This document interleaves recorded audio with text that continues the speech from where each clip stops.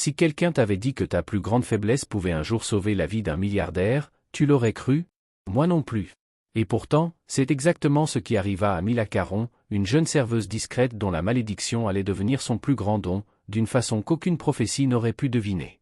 Le restaurant Le Clair de Lune, situé dans le cœur de Paris, brillait ce soir-là comme un joyau. Des lustres en cristal projetaient des éclats de lumière sur les nappes immaculées, des rires résonnaient sous les arches dorées, et le parfum du champagne se mêlait à celui du luxe. Mais pour Mila, 22 ans à peine, tout cela n'était que bruit et ombre. Ses mains tremblaient légèrement lorsqu'elle alignait les flûtes sur son plateau d'argent, avançant parmi les invités comme un fantôme qu'on ne voyait pas. Ce dîner devait être une célébration, la rencontre entre les plus grands chefs de France et les investisseurs les plus puissants du pays. Pourtant, pour Mila, ce n'était qu'une autre soirée passée à servir ceux qui ne remarquaient même pas son existence. Les femmes en robe de couture riaient, les hommes en costume ajusté faisaient teinter leurs verres. Personne ne voyait la jeune serveuse qui, dans le silence, gardait leur coupe pleine. Et puis soudain, elle le sentit. Une odeur, subtile au début, puis inquiétante. Ce n'était pas le parfum réconfortant du beurre fondu ou du pain chaud, ni celui du poisson frais qu'on venait de sortir du four. C'était autre chose. Un avertissement. Un murmure de mort que seul son nez pouvait entendre. Mila pâlit. Elle connaissait cette sensation, cette capacité étrange qu'on lui reprochait depuis l'enfance.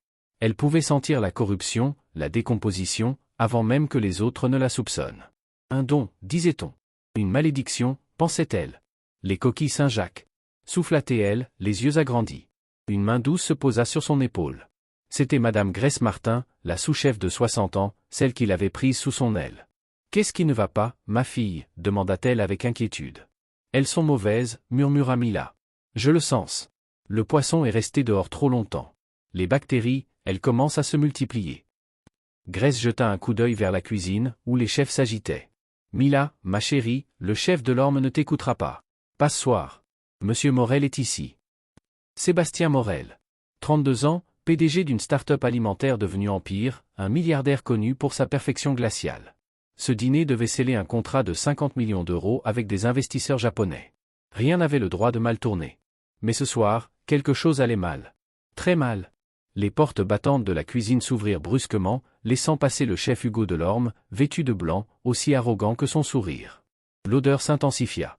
Un parfum sucré, presque agréable, mais derrière, un goût de pourriture. Mila sentit son cœur se serrer. Personne ne croirait une simple serveuse. Pas face à un chef triple étoilé. Et pourtant, elle savait. Elle sentait. Les assiettes sortirent. Des Saint-Jacques dorés à la perfection, décorés de fines herbes et de beurre au citron. Elle semblait divine et elle pouvait tuer. Mila souffla Grace en voyant son expression. Ne fais rien d'imprudent. Passe-soir. Mais la jeune femme ne l'écoutait plus.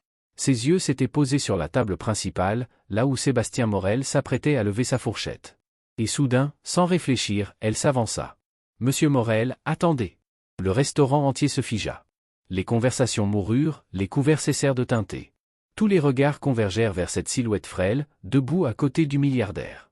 « Les coquilles, elles ne sont pas sûres, dit-elle d'une voix tremblante. S'il vous plaît, ne les mangez pas. » Un murmure d'indignation traversa la salle. Le chef de l'orme surgit aussitôt, furieux. « Qu'est-ce que c'est que ce cirque » hurla-t-il. « Tu es serveuse, pas chimiste. » Mais Sébastien leva lentement la main. « Laissez-la parler. » Mila prit une inspiration. « J'ai une sensibilité olfactive anormale. Je sens les bactéries. Ces coquilles ont été mal conservées. Elles peuvent être dangereuses. » Silence. Puis un rire froid du chef. « Ah oui ? Et maintenant les serveuses deviennent inspectrices sanitaires ? Dehors. » Mais Mila resta droite. « Si j'ai tort, licenciez-moi. Mais si j'ai raison, vous sauverez des vies. » Les yeux de Sébastien se plissèrent. « Vérifiez, ordonna-t-il. » L'arrogance du chef se fissura à peine, mais il obéit. Le silence s'installa, pesant, jusqu'à ce que la porte de la cuisine se referme. Mila sentit ses jambes trembler. Elle savait que sa vie venait peut-être de changer, pour le meilleur ou pour le pire. Ce matin-là, le soleil peinait à percer à travers les nuages de Lyon. Claire devait se rendre seule à l'hôpital pour un contrôle de routine. Julien avait une réunion importante et avait insisté pour la faire accompagner, mais elle l'avait rassuré d'un sourire. « Ne t'inquiète pas, tout ira bien. Ce n'est qu'une visite de contrôle. » Il l'avait embrassée sur le front, les yeux inquiets. « Promets-moi de m'appeler dès que c'est terminé. » Promis. Mais à 10h45, alors qu'elle se reposait dans sa chambre après le traitement, la porte s'ouvrit sans bruit. Une silhouette vêtue d'une blouse blanche entra et verrouilla derrière elle. Claire leva les yeux, d'abord sans comprendre. Puis son cœur s'arrêta net. Brenda, murmura-t-elle. L'autre femme sourit. Glacial? Bonjour, Claire. Enfin, on se retrouve. Qu'est-ce que tu fais ici? Sors tout de suite, ou j'appelle la sécurité. Oh non. Tu ne vas rien faire du tout. Dans sa main, un objet brillait sous la lumière du néon, une seringue remplie d'un liquide clair. Tu vois ça? Une petite injection, et ton corps fatigué s'éteindra tout doucement. Personne ne se doutera de rien. Tu es folle, s'écria Claire, tentant de se lever. Mais Brenda la repoussa d'une main, implacable. Folle? Non. Blessée. Tu m'as pris ce qui m'appartenait. Julien. Sa vie. Son amour. Il n'a jamais été à toi, Brenda. Il t'a supporté, c'est tout. Le visage de Brenda se déforma, la haine pure dans les yeux. Tais-toi. Tu m'as volé mon destin.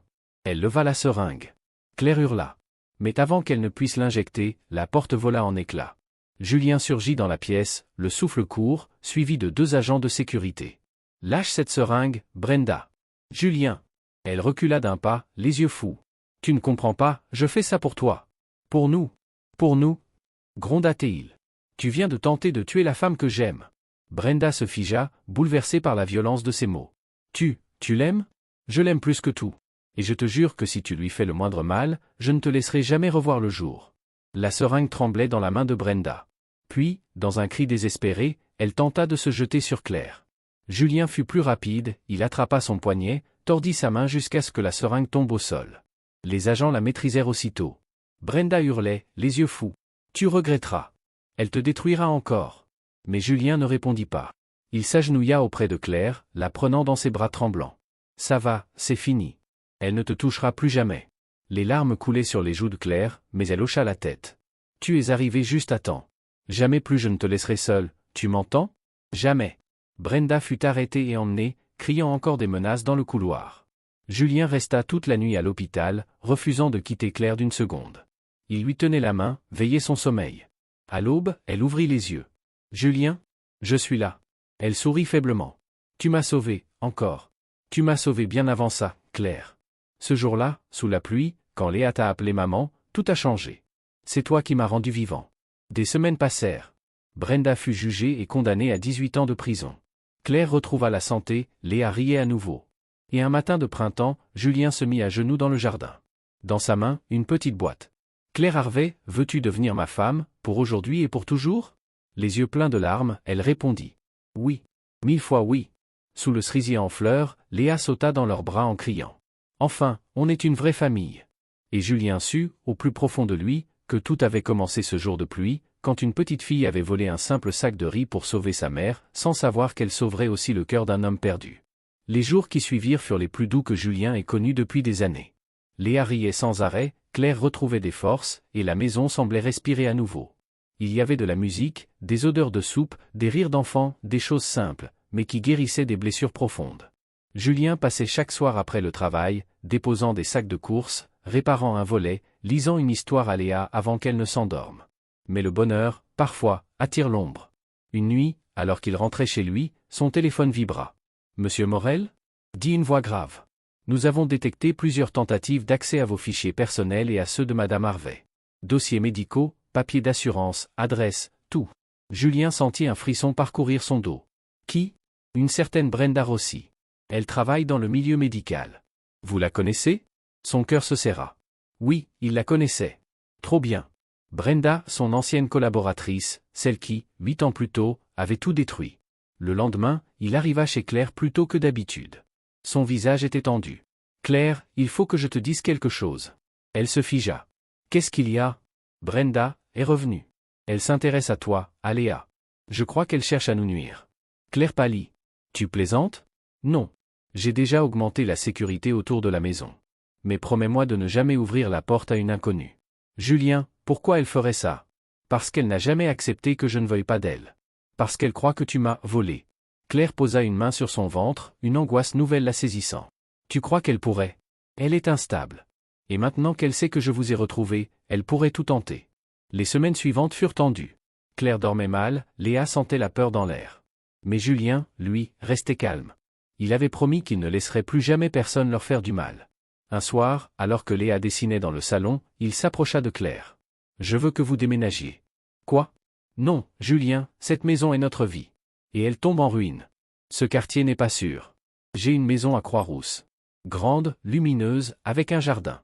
Et vous y serez en sécurité. Claire hésita. Tu veux qu'on vienne vivre chez toi? Non, dit-il doucement. Je veux qu'on vienne vivre ensemble. Le regard qu'il posa sur elle était clair, sans équivoque. Tu veux dire?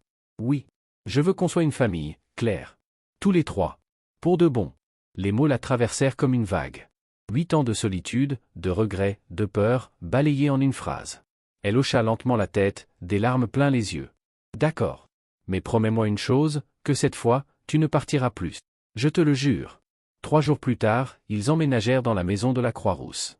Léa courait dans le jardin en criant. C'est notre maison. C'est notre maison. Et pour la première fois, Claire sentit qu'elle aussi avait trouvé un foyer.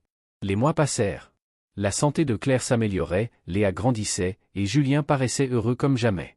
Mais un matin, un appel changea tout. Monsieur Morel? Fit la voix tremblante d'un agent de sécurité. Nous avons retrouvé Brenda Rossi près de l'hôpital où Madame Harvey est suivie. Déguisée, en infirmière. Julien sentit le sang quitter son visage. Surveillez-la. Et prévenez-moi au moindre mouvement. Ce qu'il ne savait pas encore, c'est que Brenda ne comptait plus attendre. Et que son prochain geste allait tout bouleverser. Les jours passèrent, rythmés par les visites à l'hôpital et les éclats de rire de Léa. La santé de Claire s'améliorait. Ses joues retrouvaient un peu de couleur, et Julien la voyait reprendre vie, lentement mais sûrement. Un matin, alors qu'il prenait le petit déjeuner, Léa regarda Julien avec ses grands yeux bleus. « Julien, pourquoi tu ne restes pas toujours avec nous ?» Il hésita, surpris par la simplicité de la question. « Parce que je travaille beaucoup, ma chérie. Mais maman dit que le travail, c'est pas plus important que la famille. » Claire manqua de s'étouffer dans son café. « Léa !» Julien éclata de rire, attendri. « Ta maman a raison. Peut-être que je vais devoir changer ça. » Cette phrase anodine résonna étrangement dans l'air. Claire sentit quelque chose remuer en elle, de la peur, de la joie, du souvenir. Ce soir-là, après avoir couché Léa, Julien resta assis sur le canapé. Claire le rejoignit, enroulé dans une couverture. « Tu te souviens du jour où tout a basculé ?» demanda-t-elle doucement. « Comment pourrais-je l'oublier ?» Elle inspira profondément. « Il faut que tu saches quelque chose, Julien. Quelque chose que je n'ai jamais eu le courage de te dire. Son ton fit battre le cœur de l'homme plus fort. Dis-le. » Claire prit une grande inspiration. « Quand je t'ai quitté, j'étais enceinte. » Le silence tomba brutalement. On aurait pu entendre tomber une épingle. Julien resta figé, incapable de respirer. « Quoi ?» murmura-t-il. « J'étais enceinte de 3 mois. J'allais t'annoncer la nouvelle ce jour-là, mais, quand je t'ai vu avec cette femme, j'ai tout cru perdu. » Elle ferma les yeux, les larmes coulant sur ses joues. « J'ai eu peur. J'ai eu honte. Et j'ai décidé de partir. J'ai élevé Léa seule, convaincu que tu ne voulais plus de nous. » Julien recula d'un pas, comme si le monde venait de s'effondrer sous ses pieds. « Tu veux dire que Léa est ma fille ?» Oui. Un mélange d'incrédulité, de colère et d'amour traversa son visage. « Mon Dieu, tout ce temps !» Il passa une main sur son visage, les yeux brillants. 8 ans. 8 ans où j'aurais pu la voir grandir. Où j'aurais pu être là pour vous deux. Claire se leva, tremblante. « Je sais. Et je ne cherche pas d'excuses. J'étais jeune, blessé, perdu. J'ai tout gâché. »« Non, » répondit-il d'une voix brisée. « Tu as eu peur. Et j'ai eu trop d'orgueil pour te chercher. » Un long silence. Puis il s'approcha d'elle, lentement. « Elle doit savoir, Claire. Elle mérite la vérité. » « Oui, mais promets-moi de ne pas lui en vouloir. Elle t'aime déjà comme un père. Je ne lui en voudrai jamais. Elle est la plus belle chose que la vie m'ait donnée, même sans que je le sache. » Le lendemain, ils s'assirent tous les trois dans le salon. Léa jouait avec son ours en peluche quand Julien prit la parole. « Léa, tu te souviens, tu m'as demandé un jour pourquoi je n'avais pas d'enfant ? » « Oui. Eh bien, il se trouve que j'en ai un. Enfin, une. » Elle fronça les sourcils. « Qui ? Toi. » Léa resta immobile, la bouche ouverte. « Moi ? Oui, ma puce. Je suis ton papa. » Les secondes suivantes furent suspendues. Puis, dans un cri de joie, la fillette bondit dans ses bras. « Mon papa. J'ai un papa. » Julien éclata en sanglots, serrant contre lui ce petit corps tremblant de bonheur. Claire pleurait aussi, les mains sur la bouche. Le moment était pur, presque sacré. Julien la regarda et murmura. « Merci de me l'avoir rendu. » Elle hocha la tête, incapable de parler. Ce soir-là, dans la maison illuminée d'une nouvelle chaleur, Julien sut qu'il venait de retrouver plus qu'un amour perdu, il venait de retrouver sa raison de vivre. Le lendemain matin, le ciel de Lyon était gris perle, mais pour la première fois depuis longtemps, Claire sentit un peu de lumière en elle. Julien revint à la maison plus tôt qu'il ne l'avait promis. Sa voiture noire attira les regards du voisinage, mais il n'y prêta aucune attention. Dans le coffre, il y avait des sacs de nourriture, des couvertures neuves, des jouets pour Léa. Julien, tout ça, ce n'est pas nécessaire, murmura Claire en voyant les provisions. Ce qui n'était pas nécessaire, c'était que vous souffriez seul pendant 8 ans, répondit-il calmement. Son ton ne tolérait aucune discussion. Léa, les yeux brillants, découvrait émerveillée des fruits, des pâtes, du lait, et un petit ours en peluche qu'elle serra fort contre elle. Merci, monsieur Julien. Dis donc, monsieur Julien ? Sourit-il. On va devoir changer ça, non ? Elle rit timidement. Papa Julien ? Le mot lui échappa spontanément, et le silence qui suivit sembla suspendre le temps. Claire détourna le regard, émue. Julien, lui, sentit son cœur se briser et se réparer dans le même instant. Oui, murmura-t-il en caressant la joue de l'enfant. Papa Julien, ça me va parfaitement. À 9h tapantes, il conduisit Claire à l'hôpital. Dans la salle d'attente, il lui prit la main, un geste simple, mais chargé de tout ce qu'il n'avait jamais dit. Le docteur arriva, une femme d'une 50aine d'années au regard bienveillant. Madame Harvey ? Docteur Lambert. On m'a prévenu que vous veniez. Entrez donc. L'examen fut long. Julien resta dehors avec Léa, essayant de masquer son inquiétude derrière un sourire. Quand Claire ressortit, elle avait les yeux humides, mais un léger espoir dans la voix. Elle dit qu'avec un bon traitement, je peux aller mieux. Alors on va le commencer dès aujourd'hui. Julien, c'est beaucoup d'argent. Ne parle pas d'argent. Je n'achète rien. Je rends simplement la vie à celle que j'ai perdue. Ils rentrèrent ensemble. Sur le chemin, Léa chanta dans la voiture, une comptine douce et maladroite. Claire la regarda dans le rétroviseur, puis tourna la tête vers Julien. « Pourquoi tu fais tout ça pour moi ? Après tout ce que j'ai fait ? Parce que je n'ai jamais cessé de t'aimer, répondit-il sans détour. Les mots, simples et clairs, résonnèrent dans l'habitacle. Claire détourna le regard, bouleversée. « Tu ne peux pas dire ça, pas après tout ce temps. Je peux, et je le pense. Tu m'as laissé une trace que rien ni personne n'a pu effacer. » Pendant les semaines suivantes, Julien fut omniprésent. Il s'occupait de tout, des rendez-vous médicaux, des réparations de la maison, des repas. Chaque soir, il lisait une histoire à Léa, puis restait parler longuement avec Claire, parfois en silence, parfois avec des éclats de rire qu'il croyait oublier. Un soir, alors que la petite dormait, Julien déposa un dossier sur la table. « C'est quoi ? » demanda Claire. « Le contrat de vente de cette maison. Je l'ai racheté à ton propriétaire. Elle est à ton nom maintenant. Tu es fou. Je ne peux pas accepter ça. Tu n'as pas le choix. Une promesse est une promesse. Et j'ai promis à Léa que je prendrai soin de vous. » Elle resta muette, les larmes aux yeux. « Tu sais, murmura-t-elle enfin, j'ai passé des années à me dire que tu me détestais. Que je t'avais tout détruit. Je t'en voulais, oui. Mais je t'aimais trop pour t'oublier. Et aujourd'hui, je comprends que la vie m'a simplement fait attendre le bon moment pour vous retrouver. » La lampe diffusait une lumière dorée. Leurs mains se frôlèrent, et ce simple contact suffit à raviver la flamme de tout ce qu'ils avaient été. Pour la première fois depuis 8 ans, Claire osa sourire sans peur. Et Julien sut que, cette fois, il ne la laisserait plus partir. Le silence dans la petite maison de Villeurbanne pesait comme un aveu.